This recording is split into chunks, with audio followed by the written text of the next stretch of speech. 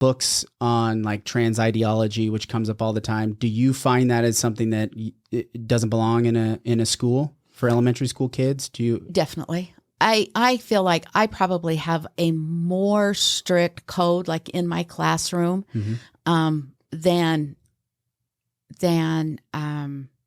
somebody that just came out of school with their teaching credential, right? Right. Because I feel like that's for the home. Hey, everybody. Thanks for tuning in to another episode of the 435 podcast. Today, I sit down with Kristan Norton. She's running for the State Board of Education for Utah.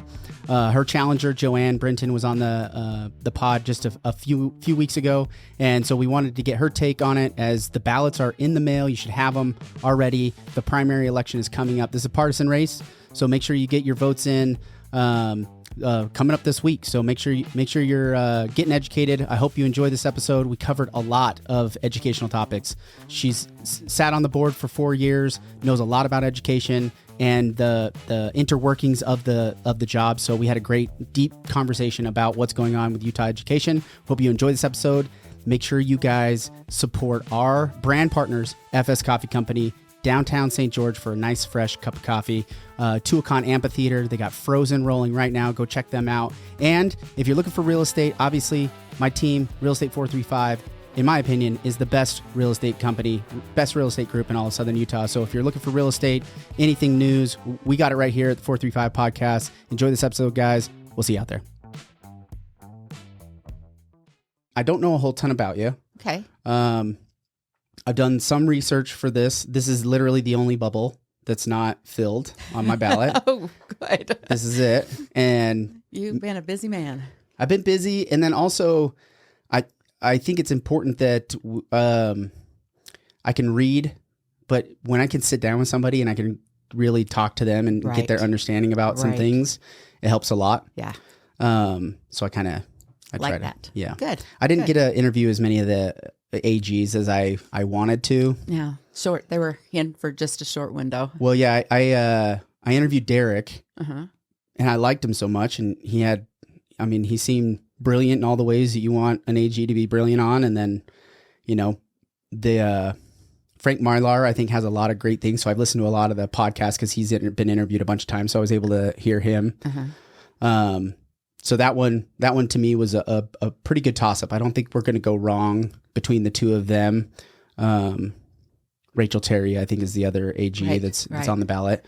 And I don't know a ton about her, but just from her experience, I feel like if you just use experience as an example, right, these other two candidates just far surpassed, where you felt the complexity of the job. That's the thing that I didn't know anything about it till I interviewed Derek. Yeah, it's crazy, isn't it? Yeah. On our state school board, we have we have two of the assistant attorney generals, and so I've seen how that it's a huge bubble. It's the largest law firm in the state of Utah, and boy, they have to know, the full gambit of law. They need to know litigation. They need to know the constitutional law, both federal and state. They have to understand the dynamics of the business, impacts of business, and then the consumer, protecting the consumer, how big of a role that is. It's a very complicated job. And, missteps lead to millions of dollars of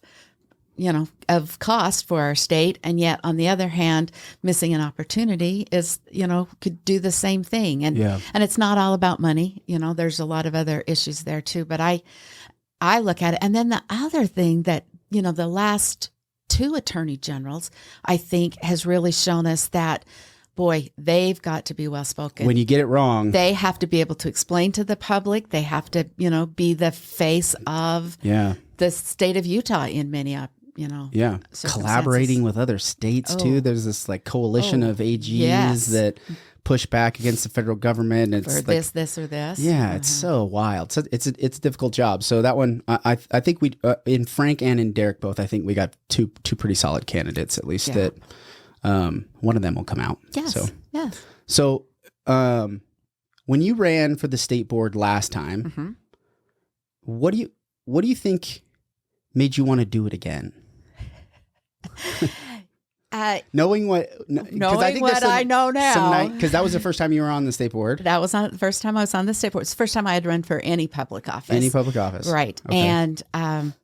And the reason that I want to run now is that we have got some great things going. Right now, Utah education is soaring. I mean, I don't know if you're aware that U.S. News and World Reports just named Utah the number one state in the nation, and our education jumped from 5th to 2nd. So we have the second highest ranked by U.S. News and World Reports. Is that on? Public does it all public education? That's so not public ed. not higher education, and some higher ed. Some yes. higher ed. Yeah. Okay, so but it's our education look overall. Okay, but that's a great sign to see that which way we're moving. There's just other things, I can bring out more information that, for instance, there's got notes. I have got feel free to bring research. out the notes. Yes. I like the notes. I tend to not have notes. I will bring out some of the notes. Bring out some of the notes. I will tell you that this is one of my favorite papers, just because I think the story of Utah education is untold, and that's one of the things I want to be blasting from the rooftops. And we've got the legislature now saying we have a great public education system, and I love that. But here are some things that are interesting. NAEP, which is an acronym.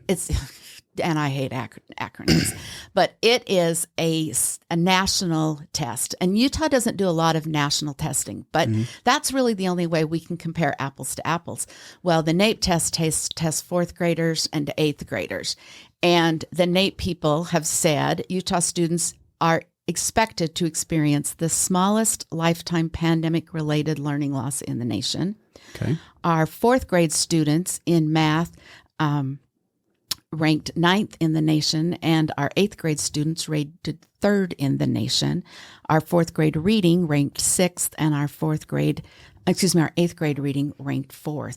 So in the whole nation, compared to students all across the nation, I thought that was wonderful. Another thing that was great is in 11th grade, our students take the ACT test. They don't take the statewide test, but that's a good across the nation test. Utah was number 1 in the composite testing scores for schools that had more than 50% of their students take. So, that's awesome. Number 1 in the composite testing in the ACT test. So there's just great things. The other thing that I love, and the story that I think is wonderful, are the many different options that we're now offering in schools. I mean, the walls are being blown down of the traditional schoolroom, as I'm sure you can tell. But in our nation right now, the high school students, last year we had 53,000 students participate in taking concurrent college classes while they're still in high school. Yeah. And they earned over 200,000 credits. So they're not just taking those classes, they are passing those classes. Yeah. And that saved parents nearly a little more than $83 million. Oh, wow. Isn't that great? That is great. I know. I mean, our high school students are doing college level work and being highly successful. So NAEP, I'm curious about NAEP. What is NAP? NAEP stands for the National Assessment of Education Progress. Okay. So it's a private organization? I think it's a federal, because we just get told, maybe it is. I shouldn't say that. Yeah. I just know that in the state of Utah, your school gets picked every 2 or 3 years. I teach school. And so our 4th graders, this is your year to take the NAEP. Because you teach 4th grade. I teach 5th grade. 5th grade, okay. Yes. Yeah. The best grade. The best. Is fifth the best? Oh, it is the best. I know my son grade. just got done with 2nd grade, and my wife volunteered a ton this year. I didn't get to jump into the class as much as I did in 1st grade and kindergarten, but man, I love those 2nd graders. They're so pretty cute. Cool. I know. They're pretty cool. They are way cool. I thought when I went into teaching that I would teach younger grades, maybe 2nd grade, 3rd grade. My mom was a 2nd, 3rd grade teacher, and I loved that and thought that looked so wonderful. But the man who hired me, the principal who hired me, was my 6th grade teacher. Okay. And they had a 5th grade opening. They had 3rd grade openings, but he had a 5th grade. He goes, "You love 5th grade. You will love it." Day 2, You're I like, was in "Oh, this is love, it." and I thought, I never want to leave this grade, and I didn't. What's the age of fifth grade, I guess? They're 10, turning 11. 10 turning 11. And they're smart, they're understanding who they are, their talents are starting to develop, and yet they're kids. They're still kids. Yeah. Yeah, they'll still watch the younger TV shows. Oh, They're yes. not totally absorbed with the teenage world that ends up, taking them over. And I start to see a little bit of that in the springtime, you know, when they turn into pre-sixth graders. Yeah. But that's been really a wonderful, and then we have wonderful curriculum, you know. Yeah. There's the math is more complex. The thing and we have exciting science, but we also get to teach the United States. And so we teach little bits of the United States throughout all the elementary curriculum, but fifth grade, it's focused on the United States. It's history, geography, and government. So I agree with you in comparing apples to apples, like compare us to other states to find out where do we fit on the spectrum. You know, I think there's a conversation that I've always heard, even when I was in school, is that, like, you know, kids aren't getting taught what they used to be taught, right? Which makes sense because time moves forward, not backwards, and things change. And I think especially over the last probably 5 years, there's been a big push in academia from the college all the way down, is that there's this requirement with teachers not just being able to just teach school and, you know, your arithmetic and your reading, you know, the fundamentals, first principles type stuff, to where there's all these social things that, you know, almost are fit into the daily life of a kid. And even my son, you know, in kindergarten, first grade, they had like this little corner that if they needed some personal space, they could go off in the corner. And my kid's one of the kids who he just needs his own timeout, right? Not like, hey, you're in punishment, you're in timeout. He gets overwhelmed. He needs to just pull his composure, because he doesn't, when he gets pressured with time, or if he gets in a pressure type situation, he just immediately goes to tears. And for a lot of kids, then it's embarrassing. So then it's compounding, right? All these emotional things. So I looked at that where I could see, and I won't speak for my dad, but, you know, grandparents saying like, oh, when I was a kid, you know, you got sent to the principal's office, or you were in trouble if you couldn't get yourself under control, right? There was some punishment, but obviously we understand that humans are a lot more complex than that, right? And one kid isn't going to respond the same way as another kid. Through the time of your teaching career, have you seen that? Because you've been teaching 20 years? 29 years. I'm sure you've witnessed that. Definitely seen that. And I think that, you know, the pandemic obviously was a big change in the social system of the education system. But even before that, there's, you know, as parenting has changed, and the options available to students outside of school have changed. And they don't as often just go home and ride their bike. You know, they usually have a lot going on there. The academic level has raised, and so they have homework, and they do get overwhelmed at an early age. And I think as teachers, we have to be cognizant of that and find different ways to provide the education model to them. But I think that what you mentioned was, you know, I see some kids that just run 500 miles an hour at recess, and then they're expected to just come in and sit still. You know, that doesn't work. And so they need to be, you know, just escalated and de-escalated into and out of different activities throughout the day to help them with their learning. There's a lot more hands-on learning going on in school. First of all, there are different types of learners, you know, the auditory, kinesthetic, and visual learners. So we needed to do more with kinesthetics, but also because the majority of kids are kinesthetic, isn't that the biggest portion? Yes, the biggest portion of that. Yes, there's a large portion. Historically, you know, schooling, at least public schooling, was auditory and maybe a little visual. Here's the chalkboard, but you're going to sit here and you're going to listen to me. You're going to write down if you can't remember it. And it's a lot of memorization. It is, and that's not the best way to learn. That's an old way of And there's a lot of things that we do too that, you know, in education that are, especially for elementary kids, that they are concepts that the students, you know, they're just a, a, a general mental concept. And so when we can put something kinesthetic, like a math manipulative or like science that they are actually working with those materials, it makes it more of a concrete model for them. Mm-hmm. And then they can, go back to that, or they have that picture in their mind. I know in math, the model that we usually use is to start with manipulatives and show, two halves come together equal a whole, or how fourths can break up into halves, etc. And then they can get to the point where they can bridge over to drawing that. And so then they can actually assign numbers to that. And you see that in kindergarten all the time. But some of those concepts, go clear up through algebra. So it's important for kids to be able to have more than just everything memorized in their little brains. Yeah.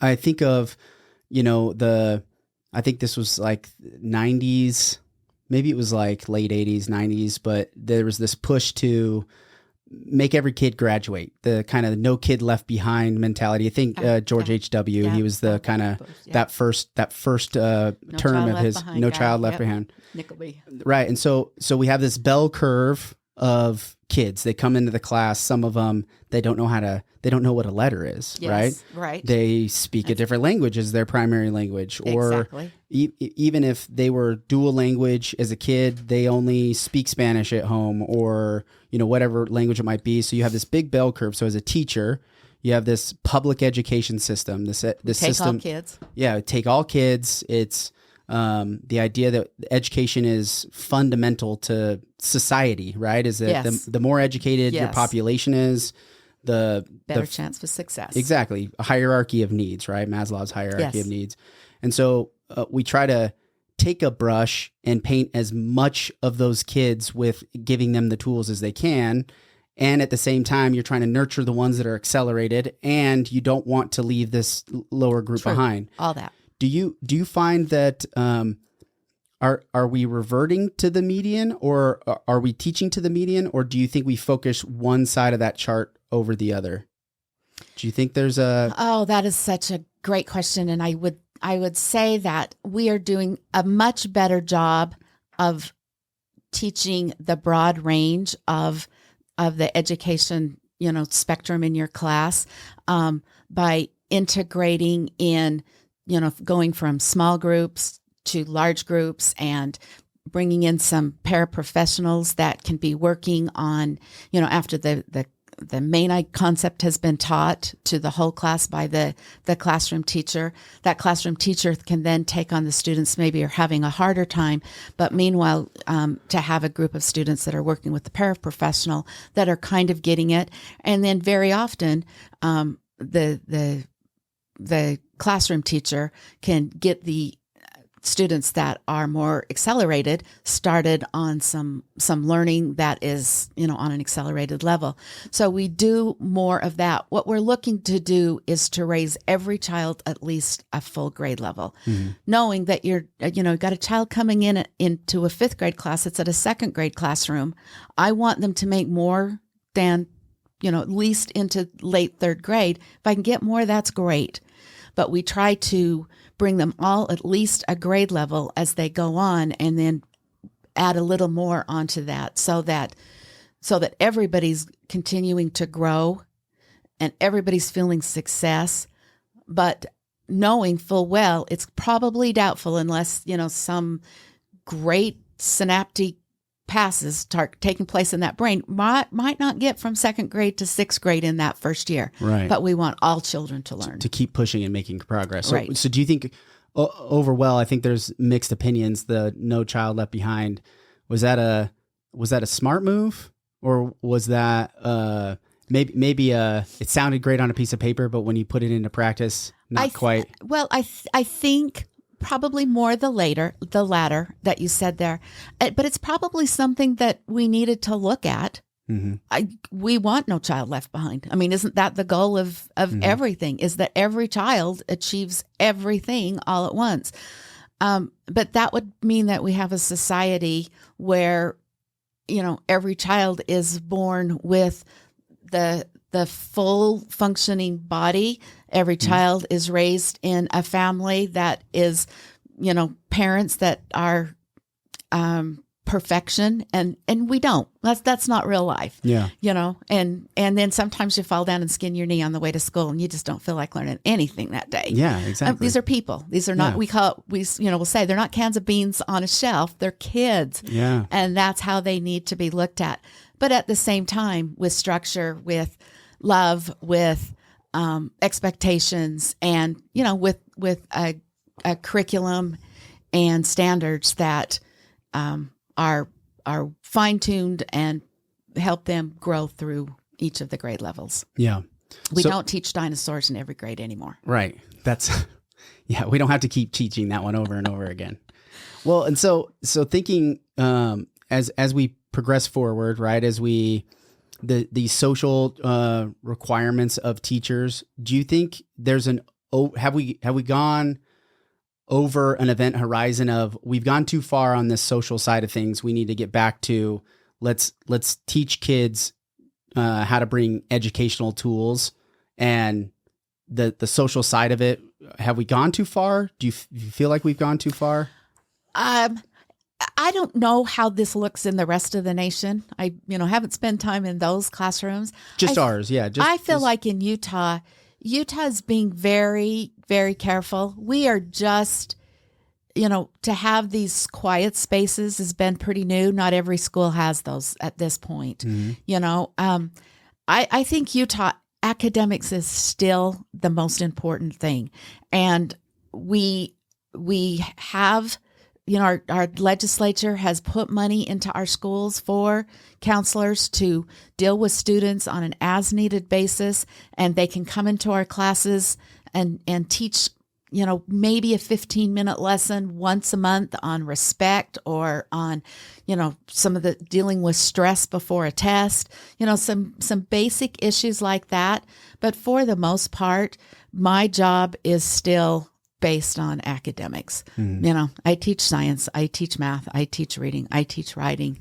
Those are the things that I'm still focused on teaching. So that being in Southern Utah, do you think that's the case up in Salt Lake? Because, maybe from at least news articles and things that I see in the news, is being a teacher these days in some schools, I watch kids hitting their teachers, and there's this, a teacher finds it challenging to handle the social aspect of the education which hinders the academic side, because you have kids that are out of control or incapable, just like the spectrum of understanding math, right? There's a spectrum of handling pressure and handling, especially as they get older, into social pressures.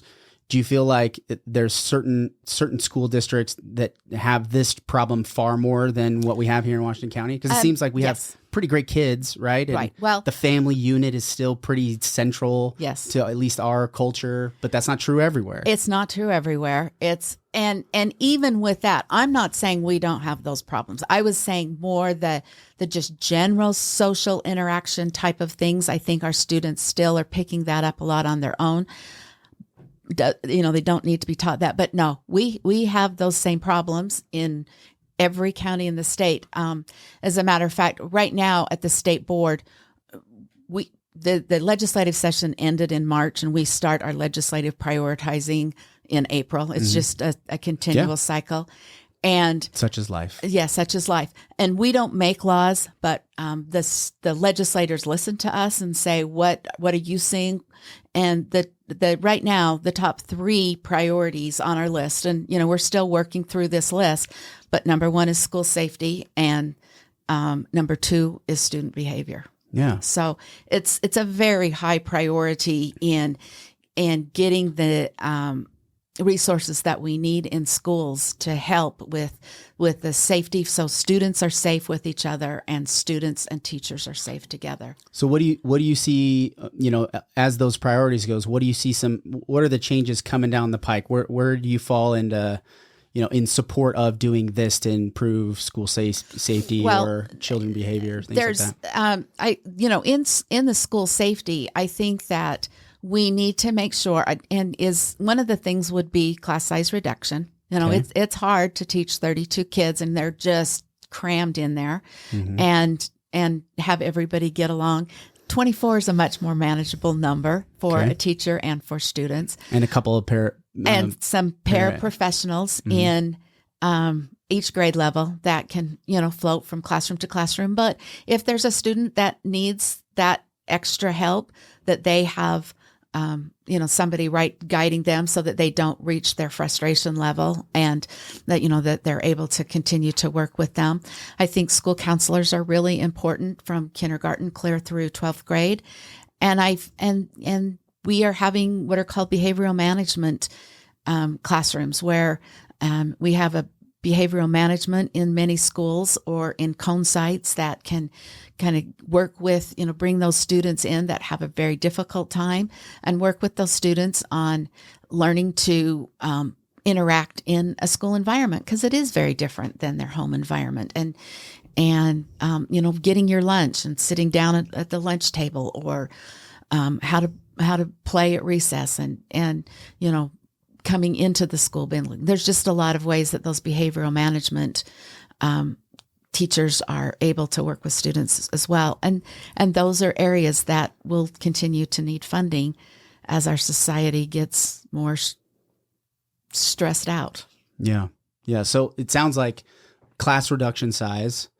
What about school reduction size? Do you feel like maybe the schools have gotten to a size where you're dealing with a small city? I know some schools have like 10,000 kids or something like that. Well, generally, maybe not 10,000. I just probably made that number. not quite that many. Generally, in Washington County, they try to keep the schools at less than 800 and more in the 700 and 600. That's about the size those schools are built for.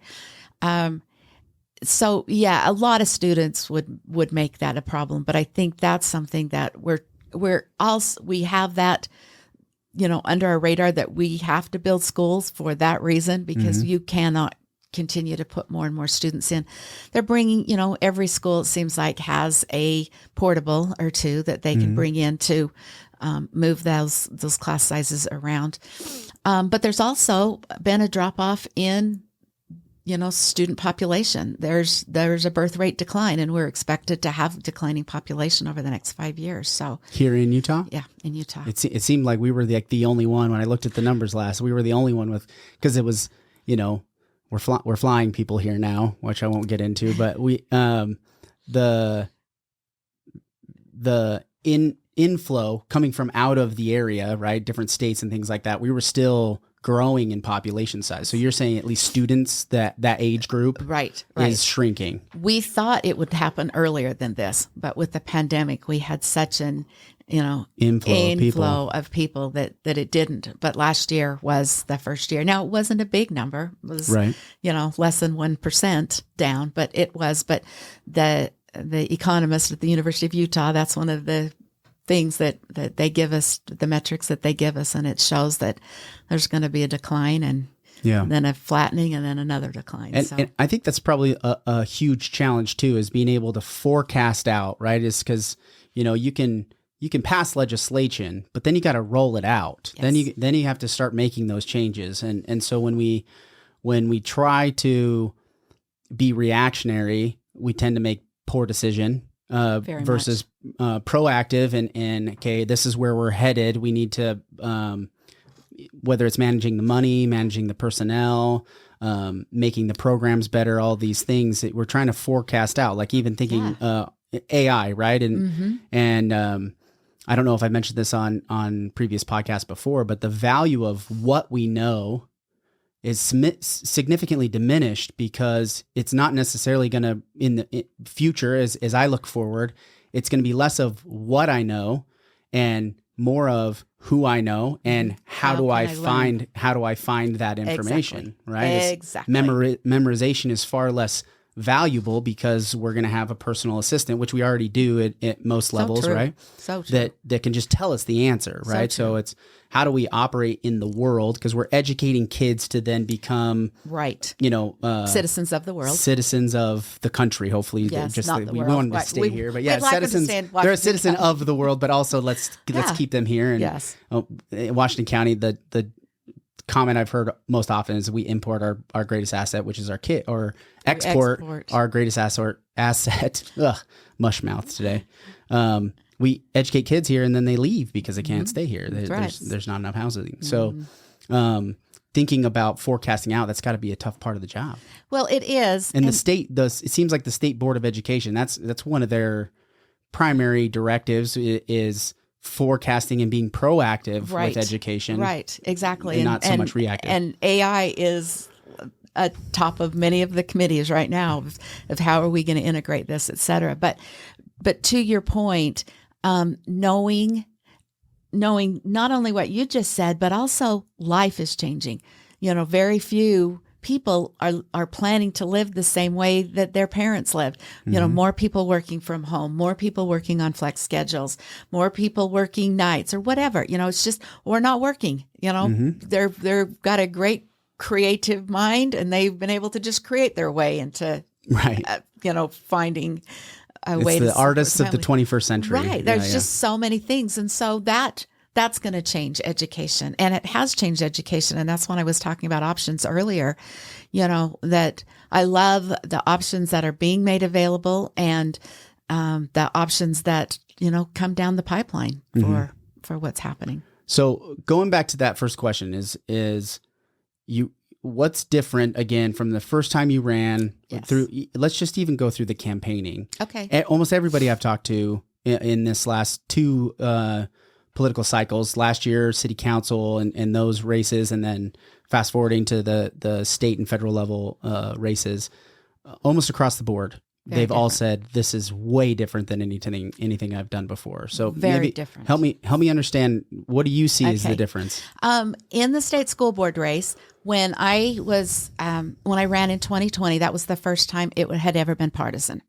And that was interesting because even the state forgot that we were partisan. And so when we got ready for the state convention, I literally got a call one afternoon at 4:30 that said, we forgot that you guys are partisan, and our deadline for the book is at 5:00 today. So we need your picture and this bio in the next 20 minutes.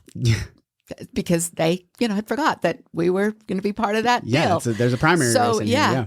So that was interesting. And there was very little party interaction with us. It was just, okay, you're going to be on the primary, ballot, but we had very little to do in the party. And then it was a much less expensive race. There was very little interaction between the two candidates. And who'd you run against last time? His last name was Smith.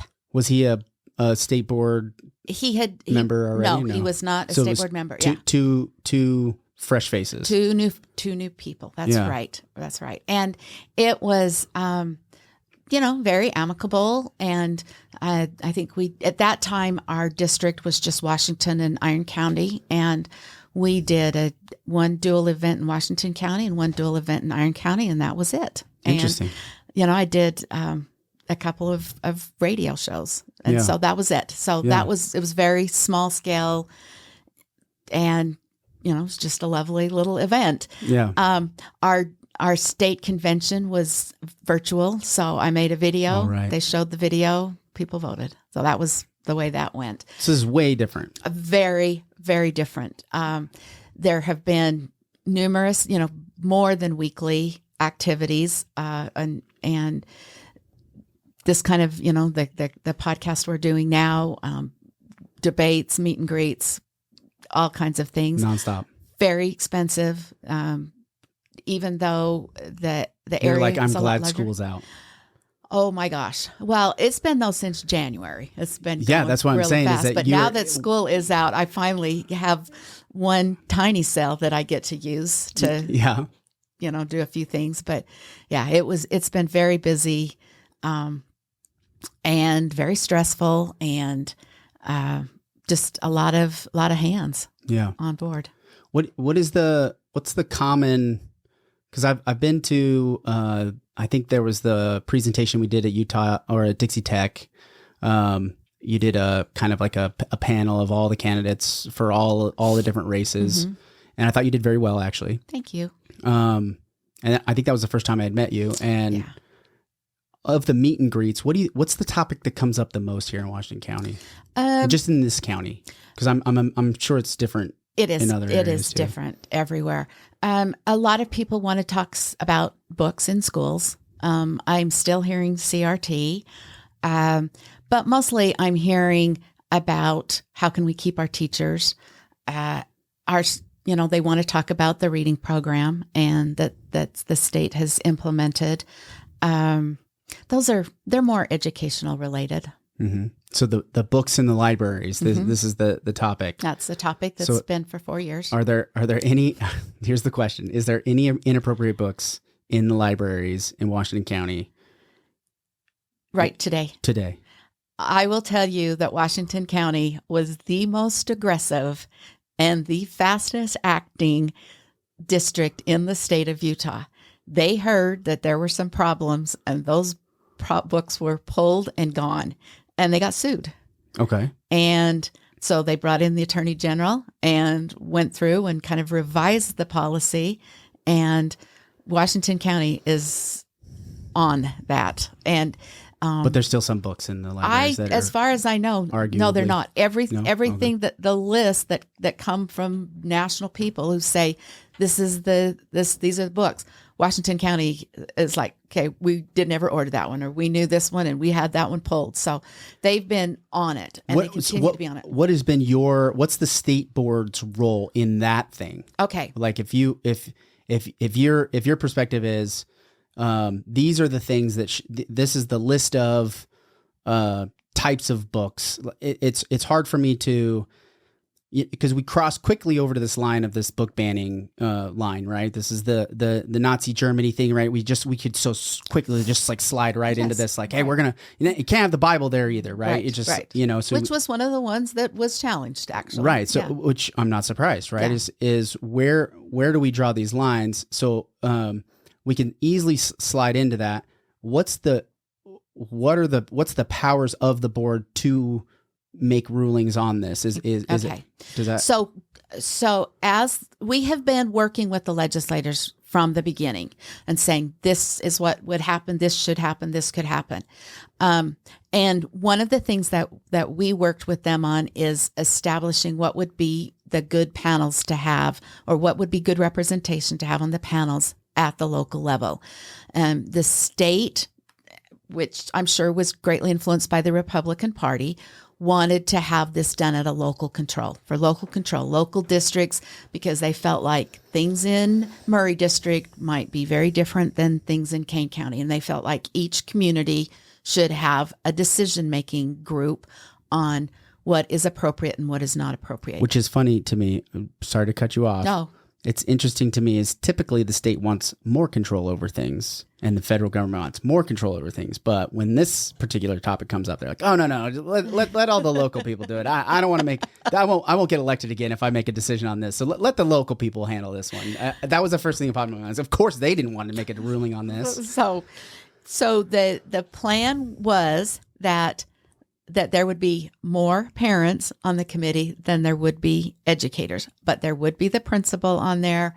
There would be, depending on how big the group was, they would read the book and decide if it's age appropriate at all, or what was the age appropriateness. Now, since that time, when those went into effect and those were working, this is a lot of work. 2021, 2022, 2023. Nope, this is 2023. So 2022 late into 2023. But in 2023 was when there was the situation going on with, well, we're going to challenge that. We don't agree with that. And it went back to the legislature again. And the legislature set up that people, if they did not come up with an agreeable and a ruling is challenged, that the local district board could make a determination, and if that was challenged, then it would come to the state board. Now that was just our last meeting, June 5th and 6th.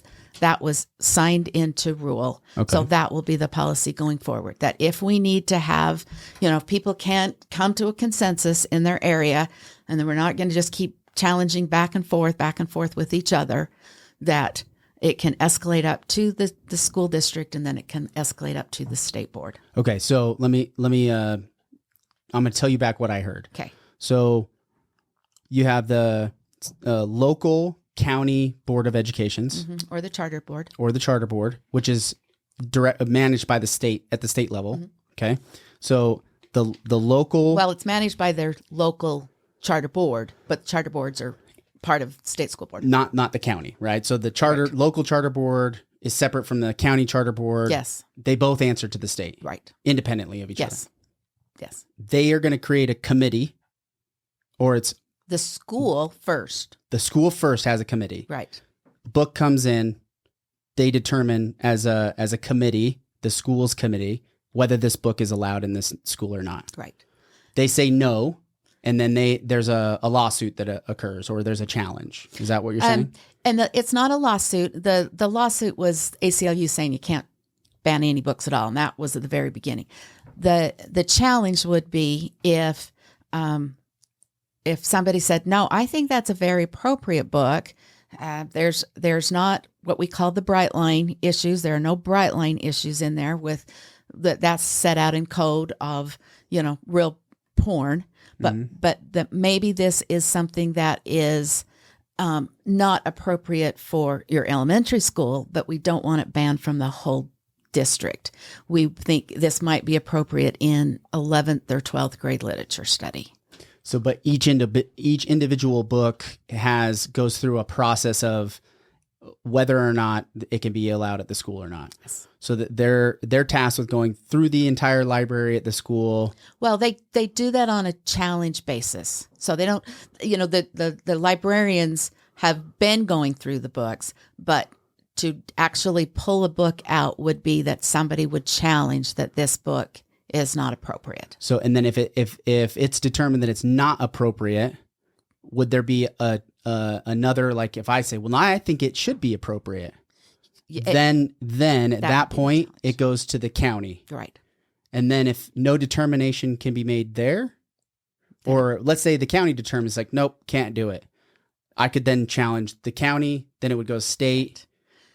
And then after that point, if I challenge it again, the state says no, and I challenge it again, then what happens? Then I think it goes to court. Then it would go to court. Yeah. Yeah. Would it have to be like would it have to be a designated lawsuit? Interesting. Okay. So each individual book. So I could every year new books are coming in and out. Mm-hmm. So this is a case by case basis. It sounds like a bureaucratic nightmare. It could be. One of the things, like I said, one of the things that the state board has done is we have sent out to the major publishers of books in the nation where we get most of our books, and said, under Utah code, such and such and such and such is not allowable. You may not send any of these books to Utah. Uh-huh. So there's also some preemptive things that they're trying to do. I think right now, are you in more of the camp of like, kids are going to find it in their library, they're going to find it online, or they're going to find it anywhere else?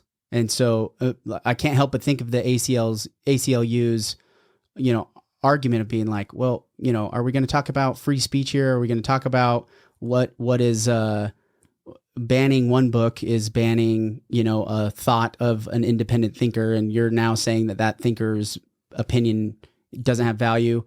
Are we sliding off into this slippery slope of? I think because the state of Utah, the legislature has outlined exactly what can and cannot be used or cannot be included in books in our school. You can't use public money for things that are illegal. Yeah. And that's where it just comes down to. So in our schools, if they said you cannot have this type of material, that material is still available. Mm-hmm. We all know it outside in the rest of the world. Barnes and Noble, right? Go in there and read the book. Right. So maybe a more pointed, at least you personally, do you find books on like trans ideology, which comes up all the time, do you find that as something that it doesn't belong in a school for elementary school kids? Do you? Definitely. I feel like I probably have a more strict code, like in my classroom. Mm-hmm. than somebody that even just came out of school with their teaching credential, right? Right. Because I feel like that's for the home. That's something that if a parent feels that that's something that they want their children to learn, then that would be a place that would be the perfect place for that to be discussed. My classroom needs to be more universal, that I don't get to go to the far extremes on either side. I need to be more mainline, more in keeping with general overall community standards. And so that would not be something that would be in my classroom and in Washington County, not in our Washington County schools. Yeah. Do you see where that local control, are you more apt to give the local county school boards and local schools more leeway in making decisions like that? Or do you feel like there's a point where we have to, this bell curve of standards, the control should be heavily at the state or federal government? Where do you land in saying this, the majority of decision making and implementation and things like that? Where do you think the line should kind of be drawn as like, hey, this is where we need to draw the line? I think for what we're talking about right now with the books in school, I think that does need to be local control, because we have elected our local citizens, and I do believe that the most important government to you is the one that is closest to you. Mm-hmm. And so we have elected a school board that is to represent this area. Mm-hmm. Paiute County, same, et cetera, all around. But I also appreciate that in the state of Utah that we have kind of separated our education out. So for instance, the standards that we are to teach and the alignment of those standards that we teach is under the general direction and guidance of the state school board, whereas the curriculum that are used to teach those particular standards is determined by the local school boards. Okay. God, that makes sense. Yeah. So where do you feel like, as far as the challenging decisions that you've had to make, where you land on whether it was CRT, maybe help, because you kind of explained this a little bit when I heard you speak in front of the group. Maybe help me understand that, the CRT, what happened there, what we've changed to, from the way I've heard it and the way I kind of thought about it. I was like, did we just pull a euphemism over on us and we just change the name and we just don't call it CRT, but we do a lot of the same things?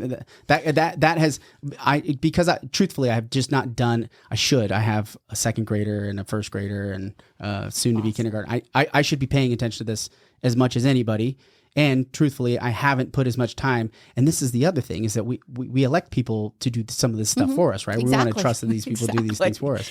And it's tough to see votes on the school board for whatever reasons, even if you look at like city of St. George, how they do their voting versus Ivins. If I wanted to go see the vote in Ivins, I can legitimately just type in like a keyword in Ivins and it'll pull up all of the recordings, and it'll take me to the video in the moment of that thing being said, which is amazing. That's awesome. The technology, Ivins, the tiniest town out of all of us, the most, we, excuse me, mainly have housing, right? There's not a whole lot of commerce.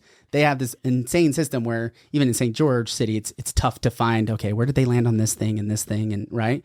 So like educating yourself on how your representative voted on your behalf. I understand the school board, it's not as simple, right? So back to my question. Sorry, I went off on a little tangent there. The walk me through the CRT thing. Where did it start? Where did it get off the rails? And then where are we now? Okay. So the summer before I was elected, 2019. It was the summer of 2020. Okay. Yeah. There was a lot of civil unrest in our country. I took office, the oath of office, on January 6, 2021, the day of the insurrection. Right. Now, I didn't even know that had happened because I was focused on my job. Yeah.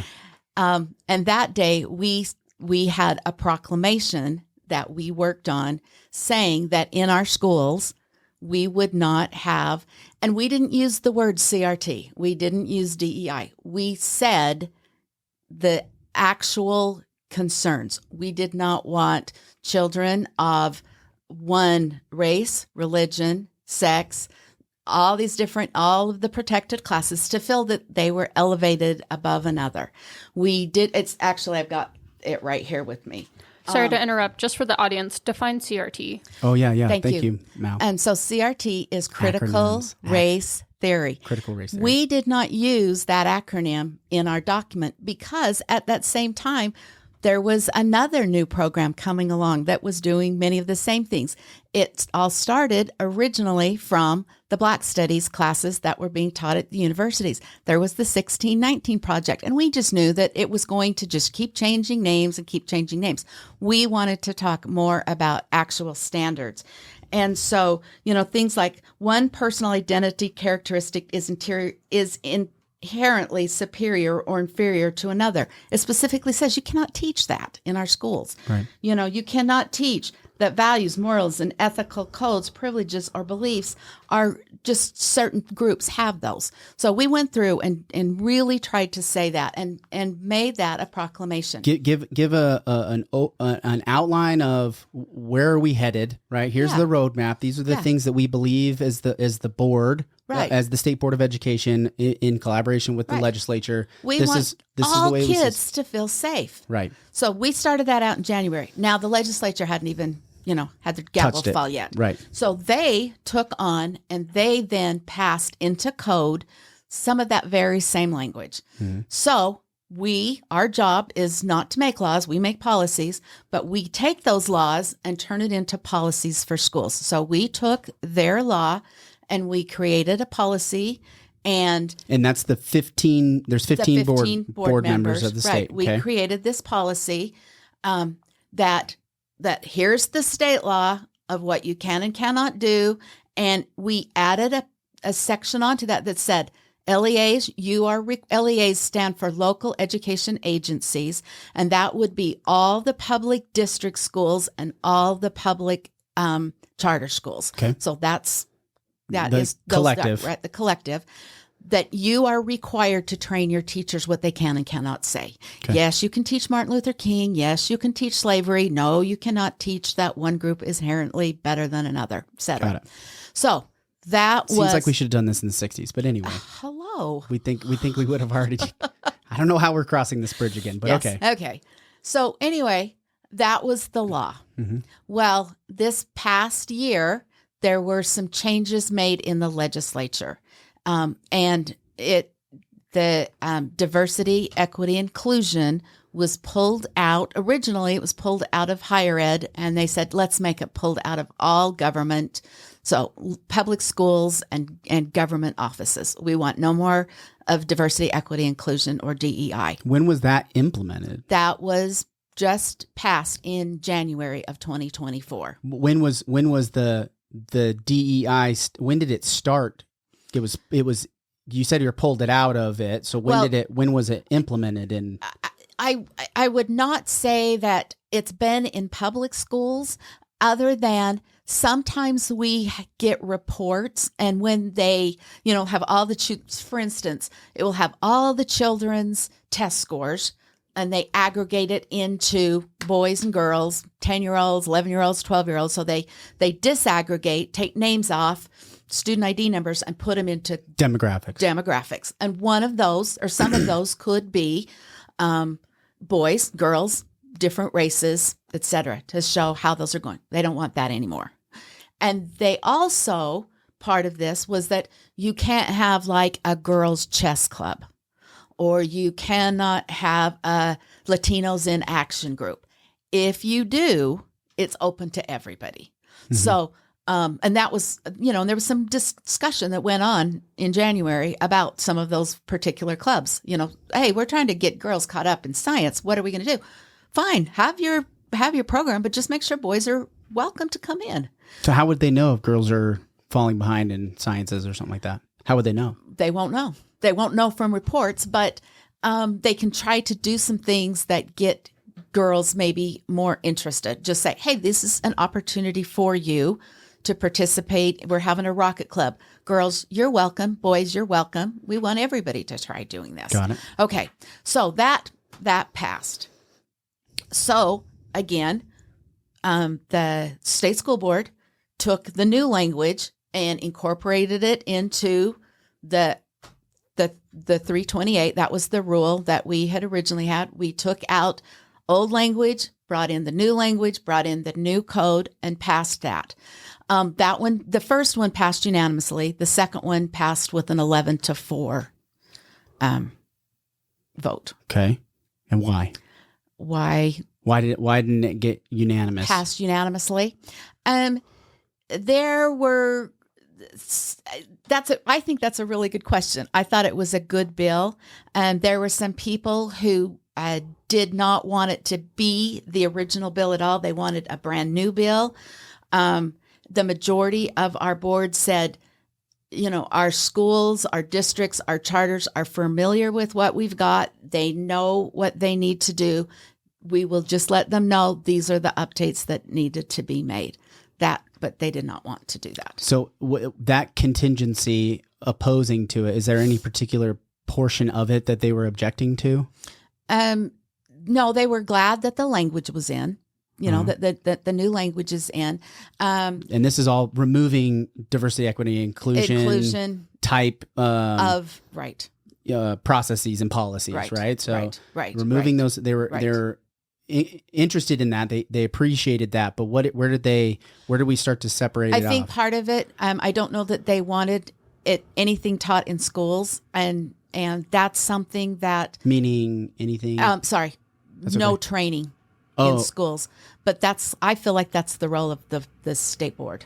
Okay. Is to help our schools understand and to give them some guidance on how they to do need it. to do this. It's like, can girls play football, or this goes into the sports, right? So if it's the Rocket Club versus the basketball team, are we eliminating girls and boys basketball too? Is that kind of that? No, we're not eliminating girls. That's a different topic. That's Utah High School Athletic Association, and the state school board does not have any. Oh my gosh, sports. Part of sports in our purview. I think Caesar has some quote about give them a circus and peanuts and they'll be happy, right? It's like, I don't know why we do this whole sports thing in schools. I don't know why. I will tell you that I see that there are a lot of things with sports that having to have a grade, having to keep your grades up keeps some kids in school. Yeah. And being working together with everybody team. has a story of this friend or themselves that was like, I just got an A in this class. I don't even know how I did it. I never even showed up to the class. Then that would not be right. You're right. I think there's the sports thing really gets so that was actually excluded from this portion of it. So the sports sports has never been part of. Okay, so this is just academia. This is those demographics that we talked about in academia. So we removed DEI. So then CRT. Where's this critical race theory? Where does this come up? What was essentially the passing of that DEI? No, the original bill is a big portion of CRT, and there were teachers generally in high schools that were doing things that they felt like this would teach their students some lesson, and I saw videos of students that, and I don't know, these weren't necessarily Utah students I saw, but I had seen videos of students someplace in our nation that they would be on a football field and they'd all line up and walk. And if your parents are divorced, stop. You have to stop. Yeah. And then moving on, if your parents do not have a college, the whole privilege thing. And I think that some people were trying to teach empathy through activities like that. And the legislature, and quite honestly, schools, administrators, state school boards were saying, that's not the way to teach this information. Yeah. We need to have ways that students can learn about being respectful of each other by being respectful of each other. So the argument that we haven't gone far enough of removing some of these things from the schools, what's that based in? What are they basing those things That could be based on individuals, anecdotals, circumstances. a nameless, faceless teacher somewhere or nameless, faceless person somewhere said my student was taught this. But I can, I have seen in my school, and I spend a lot of times in our high schools here too, we have teachers that want students to learn about the history. They want them to learn the geography. They want them to learn about the government. When we're talking about social studies here, I mean, I can tell you, when I go into my classroom, and I hear this from every teacher from San Juan County to Daggett County, that they get on a treadmill and run as fast as they can to try to teach everything that they are required to teach. Mm-hmm. They said, we don't have time to be teaching that stuff. We have got these other things on our plate, and we worry that we drop off things that we don't have time for. So thinking of making progress and where do you think we've gone off the rails in any way with, you started with a lot of the great statistics of what Utah schools have been doing. Where do you think we've got off the rails? Where do you think, what are the things that I want to change when I go back in? Yeah. Yeah. And maybe it's not even something that you could change. Maybe it's something that like you see and you're like, man, this is such a complex portion that this is, but what specifically do you think we've gotten off track on? We need to get back on track. So there's a couple of things that I would like to see. If you could wave your magic wand. Yeah. That's exactly what it would take. I feel like that we have struggling schools for various different reasons. And we have teachers there that are working so hard to get those, schools on track and moving forward. And we have parents who really want their students to be on track and moving forward and in a great school. And I think that we need to reach out to some of the successful schools and maybe successful schools that have some similarities to this particular school and find out what is working and bring more of that in there. Not try to reinvent the wheel, but to learn from our successful schools to bring those in and help struggling schools. I think that is an important thing. We have some great teachers, and I think that we need to learn more from our great teachers. We need to have them integrated more into curriculum and teaching and mentoring new teachers, but even 29-year teachers. Mm-hmm. I think those are some of the things that would be so helpful because we've got statistics showing amazing things happening, but that's not 100%. Mm-hmm. Every district has got some struggling schools, and I would like that to be a top priority on what can we do to help these schools. The state has some programs. The legislature is funding some ways to do things, but I do think that we have got resources out there that are phenomenal, and that's who I want to see in helping with those particular things. Another thing is I want to find a way to attendance has been so random, and I feel like we need to spend more time with parents and teachers and administrators talking about that problem. How can we fix it? What do we need to do?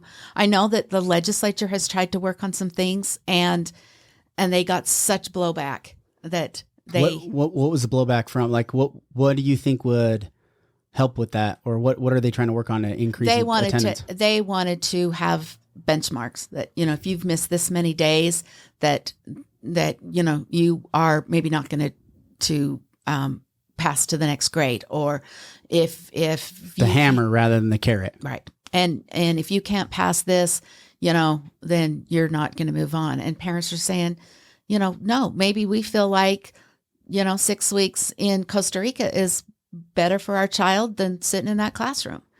So why do you think attendance is an issue? Because that there are some students that they get to make that choice, and that they are missing 130 days a year, and their learning is stagnant or dropping, and they're going to need that later on. Do you think that's our responsibility for those kids?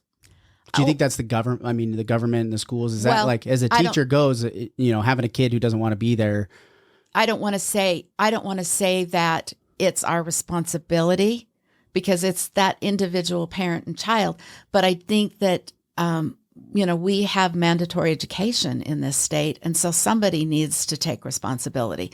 A child should not just be running free and, playing hopscotch all day long and then think that they're going to be able to, provide for themselves later on. Somebody needs to be held responsible. Yeah. And I think that education needs to do our part to make it something that students would want to attend or that, they can see a need for attending. Yeah. Yeah, that makes sense.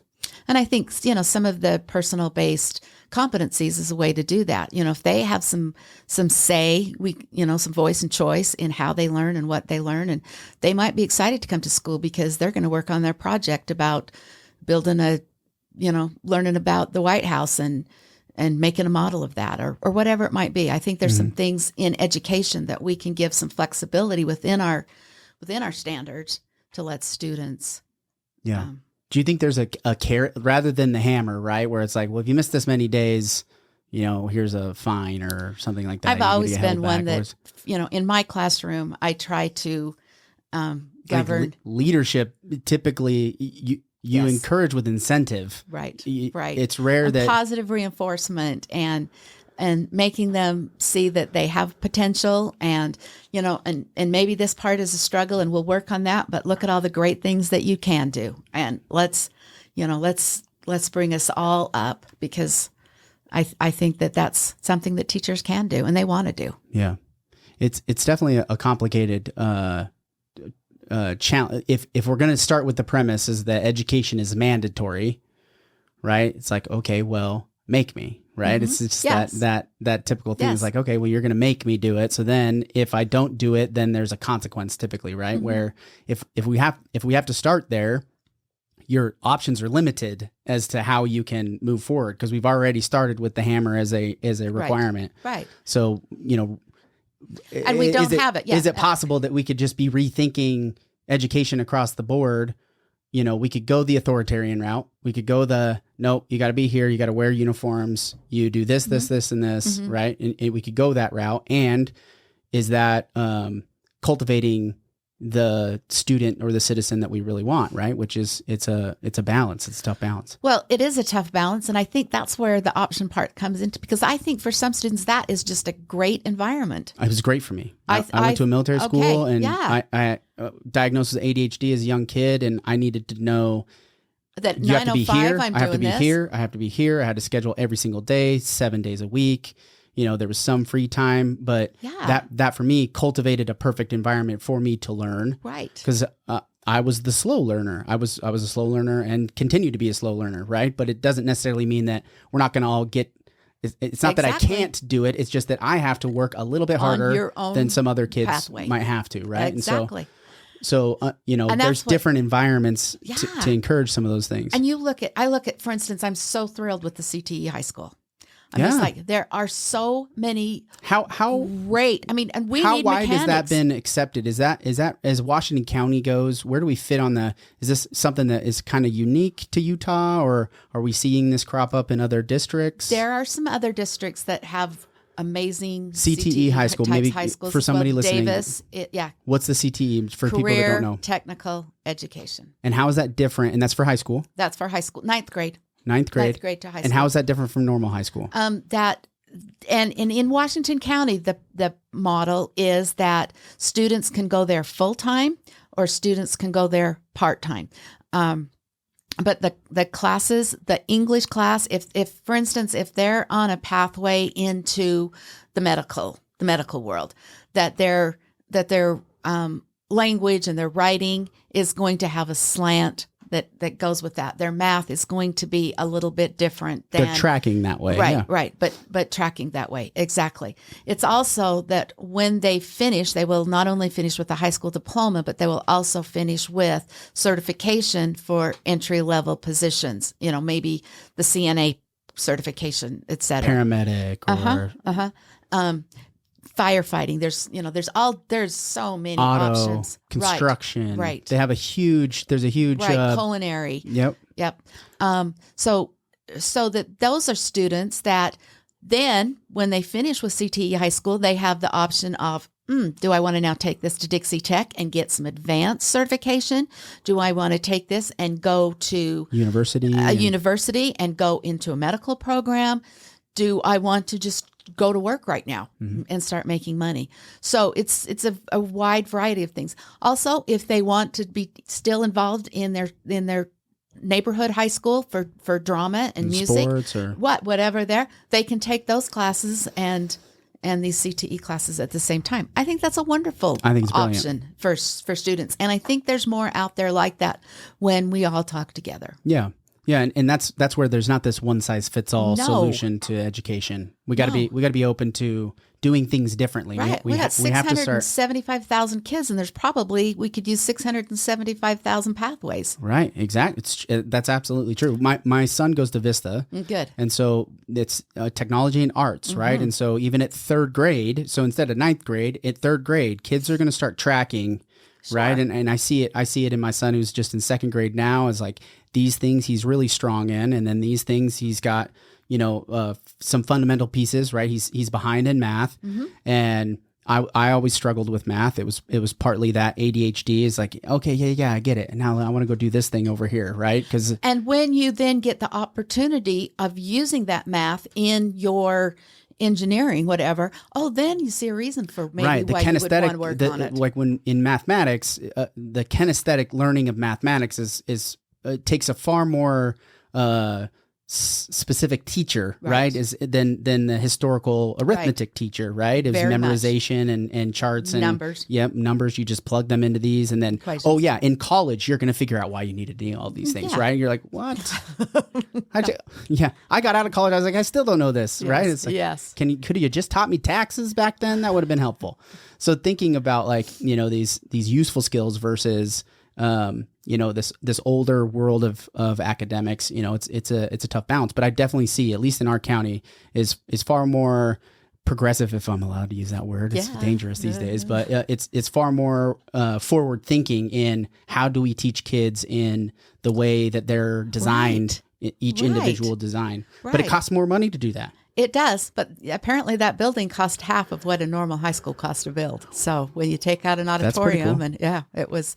That's good to know. The governor's jaw dropped when he got to see that. You don't need 200 acres of football fields and baseball fields and all these other things, right? Which in St. George is prime property. Prime property, right? Exactly. It costs a lot of money to put water on it, 6 feet of water on those grass. So maybe in the funding piece, and this is kind of where this is a tough topic conversation. Where do you land in the federal government influencing curriculums, policies, and things like that, and tying it to funding? What's your thought process on this? How do you navigate that? Because I could see it's hard. It is hard. And, that is a topic that comes up in our board. I'm the chair of the finance committee. Oh, perfect. I didn't even know that. Very, very conservative. And I am the girl that said last year when they were talking about what are we going to have, what's our proposed budget going to be? I was the first one to turn my light on and said, can't afford that. Right now we're on a cliff and we're not going to afford that budget. So get your eyes on a different number. But, so somebody present the legislator pass the budget when we get, that's part of this process is we make our proposals, and there's the teachers union that they want to have so much, and they'll have a budget, and the superintendents and the state board of educations will have theirs, and then our state school board will have ours. And a lot of times they kind of flow together, but it was a big number, and we were losing, the rest of the COVID money was going away, and we were in an economic hardship time. So that was one of those times. And so our budget that went to the state legislature was smaller than as other budgets, and we all got cut. So, but getting back to your question, if I had that magic wand, it would be to get the Department of Education and their money out of our state. But right now, we get Department of Education money for special education and for school lunch. and a little for transportation. But mostly those others, it's about 10%. But until we can get that 10% covered, we have to keep taking their money. I know our state legislature would like to get rid of that too. But, they have the same kind of challenges we have. Are we going to have it, food tax cut? Are we going to cut the federal money for education? And so, it's all priorities, and it's all ultimately what do the voters want? Where do they clamor for cost savings? And that is it possible the voters want to give more money to schools? I think that they would like to give more monies to schools, but they're right now is a hard time. And if they can see that they could save $20 a year on their income tax, they're going to that. Yeah. And not realizing what $20 a year would do in the state school board. But, it's one of those things that the money is passed through into students. And so that's what I look at it.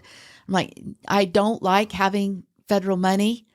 I don't like the strings federal money brings, but I like that our special ed kids have the programs that they desperately need to get their education. And I like that we can have kids have a meal at lunch, and they can't learn. We've got to have both of those things for kids to learn. And so that has to be a primary reason for having it. Now, what we have been doing is, we right now, it's one that's right on the docket right now is, we've worked with, again, our attorney generals and other states on some Department of Justice rulings and saying, that's state sovereignty and you don't get to tell us that. Mm-hmm. So that's the fight we're going through that we've been doing the last few years. It's just like, take the money, but then you got to fight them for the strings attached. We've got to say, we need that money, and we're taking it, and we're paying enough in taxes, and you're keeping enough of our property taxes that we should have it anyway. But nope, you're not going to get to make those rules for us. So, in voting for, let's say, the COVID funding and things like that, and I know we're running, I don't know what your timeline's like.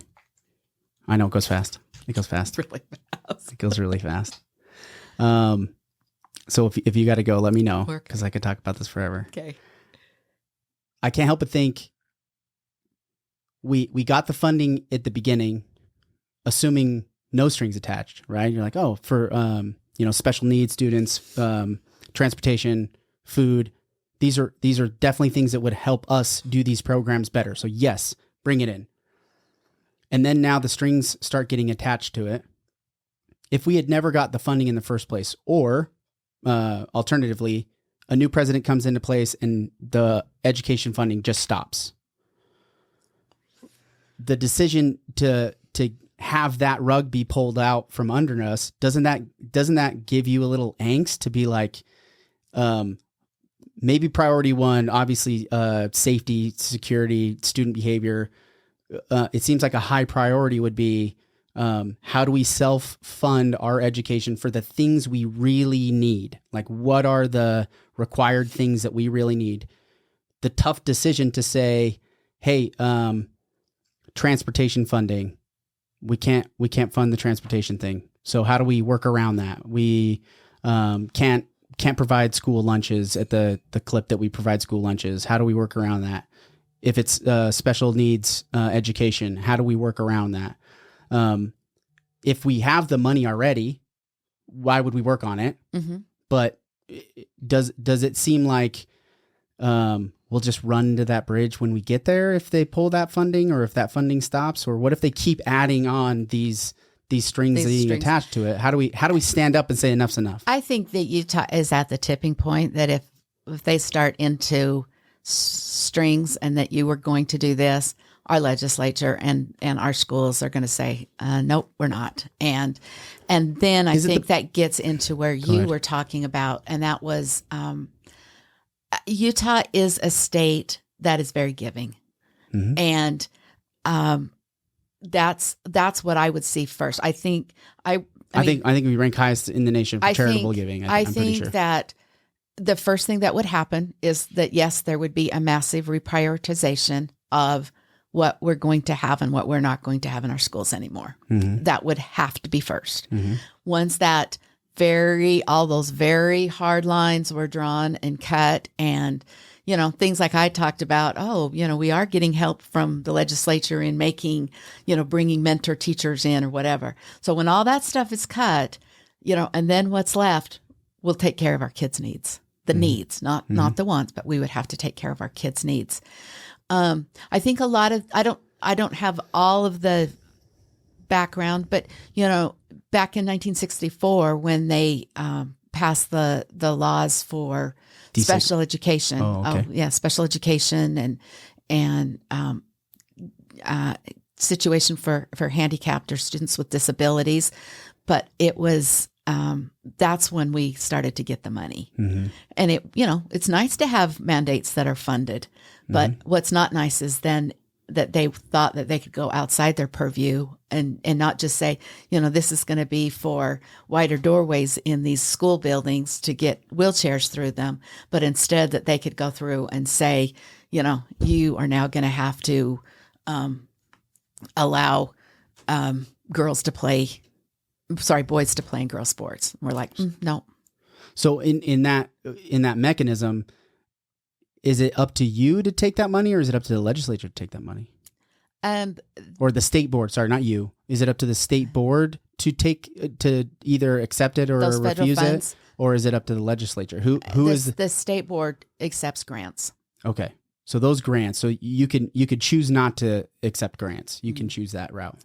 So when you do your budgeting, is there? I'm assuming we don't do a zero-based budgeting where we start back every single year and we say this. No. What do you think about that strategy?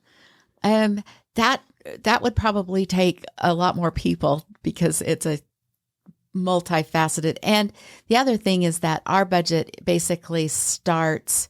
It also integrates the district's budget, so we kind of have a flow back and forth with the LEAs, the charter boards, and the districts.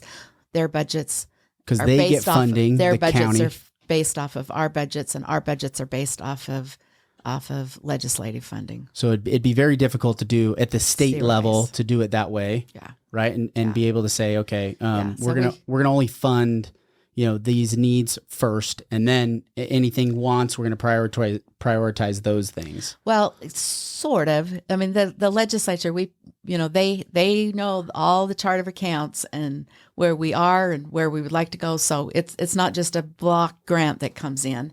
It's, we're going to give you this much for this and this much for this and this much for this. They are getting a little bit more block grant-ish, but it's not totally that. It's still based with certain programs in mind. So they're funded individually. And you led this with, we still don't have enough money. There's still not enough money to do the things that we want to do. Yeah. Yeah.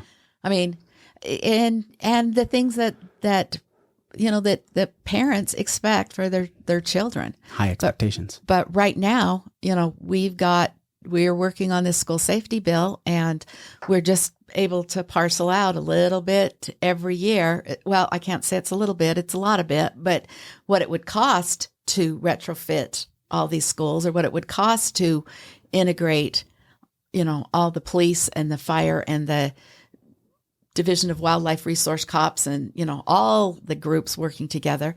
It's going to be a multi-year project. Yeah. Because of funding. What would you say to somebody coming into the state board? They don't know anything. They might know some things. They have some principles that they're landing on, but are missing some key understanding. What do you think is the most important thing that they should be prepared for in trying to piece this multifaceted, nuanced thing? Because I'm sure you did. There was a huge education curve for you, just in understanding. What do you think? What are some of these requirements of a state board member that they need to almost accept that there's a reality here? Does that question make sense? Yes, it does very much make sense. First of all, I watched state school board meetings for probably more than a year, and read the backup, those kinds of things. And at that time I had 24 years in education, so I had been highly involved with my local school board and in administration. And then I've taken massive number of classes beyond my own, my own degree. So I had a very strong education background going in. I have a very strong finance background going in, and I have leaned heavily on both of those two. I did not have the legal background that many on our board have. And so reading bills and laws, I had a lot of practice with that now that I understand how that works. That's a big one. But, there's banking. We make loans to charter schools. Yeah. And we call loans in. And, there's a lot just from the banking. I didn't expect to be making a $2 million loan in about my second month and those kinds of things. So I think that it's a very wide branch. We're over construction of schools in my department. So, you never know enough. You are never going to get sleep again. You are going to, many nights I'm on the phone with different people till well after midnight. You don't have a life anymore. And that's okay because these kids are that important. But it's really busy. I laugh because that was maybe one of my biggest misinformations is I thought there was 2 meetings a month. It's more like at least 2 meetings a week. And it's good. You learn a lot, but the more you put into it, the more you understand. And the more you understand, the more you're able to help. And that's where I could sit there and just listen and then vote yes or no and walk out of the room. But I don't want to be that kind of board member. I want to work relationships with legislators. I'm going to be with legislators tomorrow. We've got a big meeting up there tomorrow. And so I think that the more you get in and work and learn and go, the more you understand, the more you can talk, the more you can actually help. Yeah. Yeah. Well, it sounds like almost every single public service office that somebody would run for, there's a lot more that you bite off than really is possible to even chew. And there's no compensation that matches that, right? There's no compensation that matches that. And, knowing, money doesn't drive everything. No. Right. And there's a lot of, it's passion, it's love, it's knowledge. There's a lot of other things that come into play to being able to do these jobs. So I appreciate you doing it and raising your hand to do it and then want to do it again, especially going through the last 4 years that nobody could have ever imagined how it was going to unfold the way that it did. And I do appreciate you serving in that way. And I want to wish you luck because the ballots are in the mail. Yeah. Last question. Yes. Do you think this seat should be partisan? No. Why do you think it is? I think it is because I think that our legislature wanted to make sure that there was a commonality of the way that they were interpreting ideas into laws, that would be carried into policy. I don't think that they realized that. Because of the party affiliation? Mm-hmm. That was there? Mm-hmm. Interesting. Seems flimsy. But I think that they didn't realize that the state school board are really not politicians. We are educators or people that are focused on education. And we make our decisions based on input from students, teachers, parents, local administrators, and then I pull all that together from my district and know this is what my district wants me to vote on, and so we, that's how we make our decisions, and I know that I've heard people say, well, you vote with the Democrats.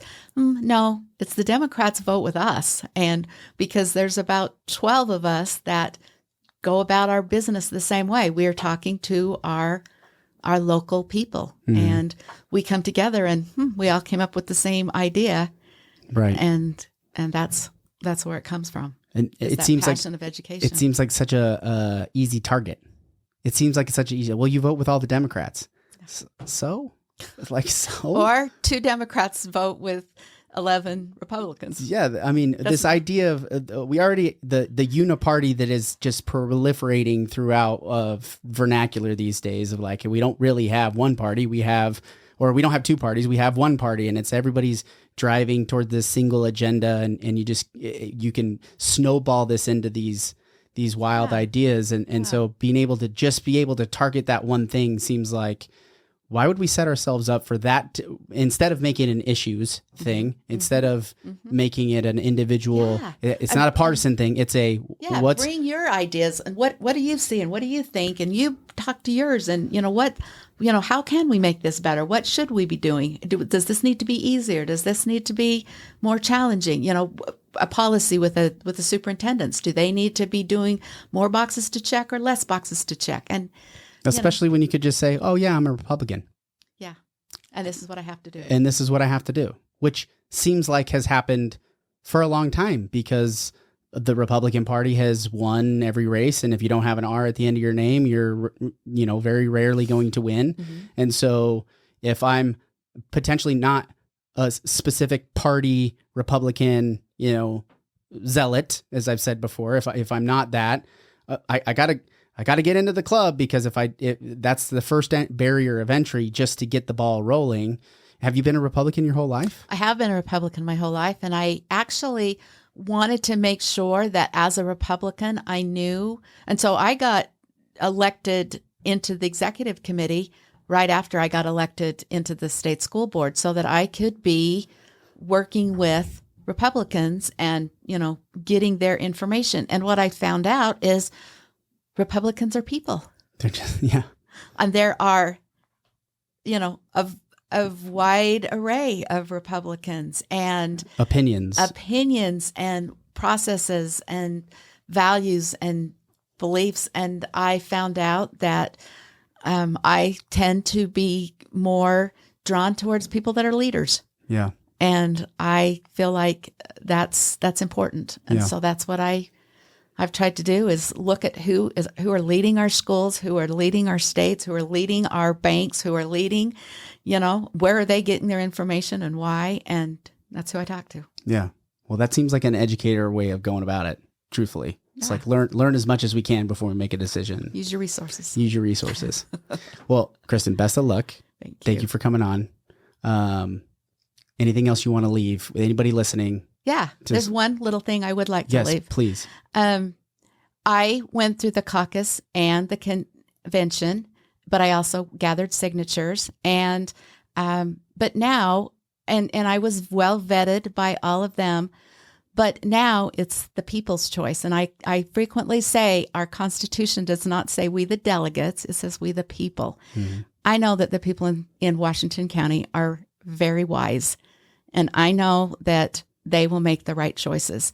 And I hope they will. I hope they'll go to my website, voteknorton.com, and that they've listened. If they're listening now, they're vetting. And if they've been to the debates, they vetted, and good for them. I have all the faith in the world with this District 15 and that they'll make the right choice. Okay. I think they will too. Okay, thanks for coming on. Good luck. Thank you so much. It's been great to be here. Good. I appreciate it.